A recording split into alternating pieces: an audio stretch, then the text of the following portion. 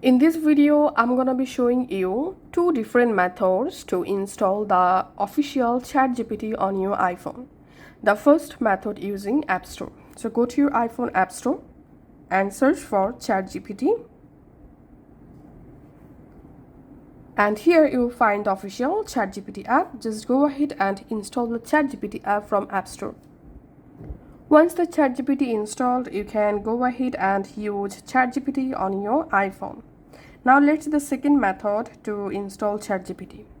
Go to your browser. You can use any browser. In browser, you have to type here ChatGPT and search for it. And then we have to open this link chatgpt.com, and you directly jump into official ChatGPT page.